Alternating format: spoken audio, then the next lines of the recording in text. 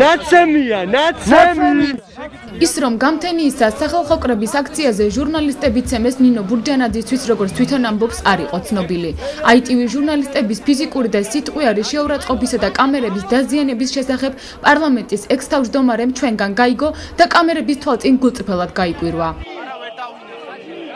ძალიან ცუდია თუ ესეთი რამ მოხდა, კატეგორიულად გმობ ამ ფაქტს, გავარკვევთ აუცილებლად, იმიტომ რომ თქვენ უაპელაციოთ როცა ეხა ბძანებთ, რომ აქციის მონაწილეები არიან, შეიძლება პროვოკატორი იყოს, შეიძლება მართლა აქციის წევრი იყოს. მოდით გავარკვიოთ, რატომ მოხდა ესეთი რამ, კატეგორიულად მიუღებელია კიდევ ერთხელ ვამბობ და ბოდიშუხტით ჟურნალის ნებისმიერ შემთხვევაში ჩვენი ბრალია თუ არა, გავარკვევთ და ნახავთ, ვინა უნდა უნაზღაუროს, შემოკარგო, უნდა უნაზღაუროს ხელისუფლება.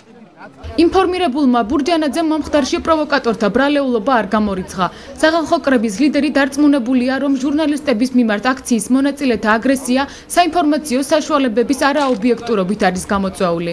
სადღაც შეიძლება რამე პრობლემები არის, მაგრამ ზოგ შემთხვევაში ეს შეიძლება იყოს გულწრფელი აღშფოთება, ზოგ შემთხვევაში შეიძლება იყოს პროვოკაცია, ამას გამართლება არა აქვს. ჩვენ უნდა გვესმოდეს, რომ პოლიტიკური ბრძოლა გვაქვს და უნდა მოვითმინოთ, მაგრამ ჟურნალისტებსაც მინდა გთხოვოთ რა, ხალხო ყველას ნერვები აქვს. აქ არის ხალხი სამკვდრო სასიცოცხლო ბრძოლა ქვია ამას. ფიზიკურად უნდა უსწორდებოდნენ?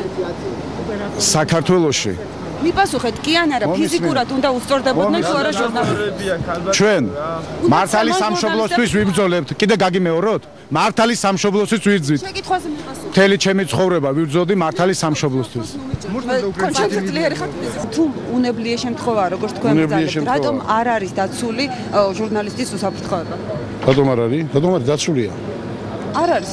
დაცულია. დაამტვრიეს ჩვენი კამერა, ბატონ დიმიტრი. თქვენი? დიახ, ბატონ დიმიტრი, რატომ დაამტვრიეს?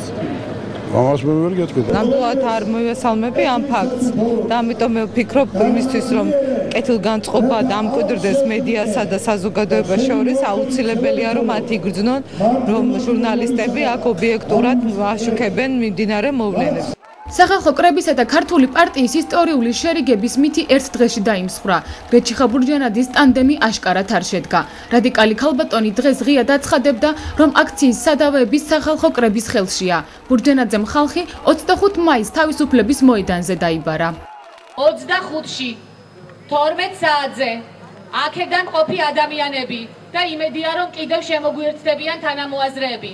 დავიძრებით, გადავადგილდებით აქედან და შევიკრიბებით თავისუფლების მოედანზე იმისათვის რომ იქ დადგეს ქუდზე კაცი ბოლო ზარზე და ხელისუფლებამ 26 მაისს აღლუმი მშვიდად ვერ ჩაატარა.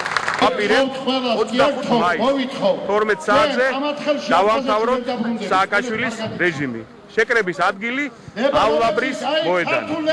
აქციაზე მისული ხალხის სიმცირით შეშფოთებული ბურჯანაძე ტყუილსაც არ მოერიდა და ქართული ჯარის სახელით განცხადება გააკეთა.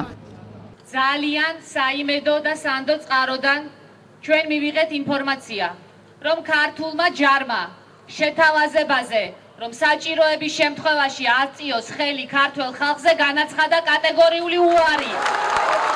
აქციები დასრულდა სრული კრახით, ასეთ ფიასკოს არ მოელოდა არავინ. ვისაც ყველაზე დაბალია ვიქონდა ბურჯანაძის სახალხო კრების და ქართული პარტიის შესახებ, განიცადა სრული დამარცხება და ეხლა აი ამ რაღაცა სხვადასხვა ტიპის განცხადებები ცდილობენ, რომ საზოგადოების ყურადღება გაახანგრიოს რამდენიმე საათით, რამდენიმე დღით, ხოლმე უფრო თავიანთი საუკეთესო შემთხვევაში. ქართული ჯარის ამოცანა არ არის, ქართული ჯარის თავდასხმა, ქართული ჯარის ამოცანა არის ქართული საზოგადოების და ქვეყნის დაცვა.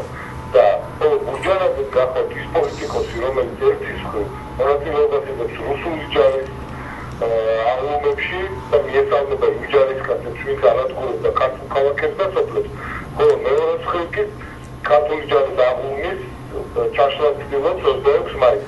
ამით ყველაფერი ნათქვამი არის. სახალხო კრების ლიდერი მოსახლეობას დღესაც ქუჩაში გამოსვლისა და აქციებში მონაწილეობისაკენ მოუწოდებდა.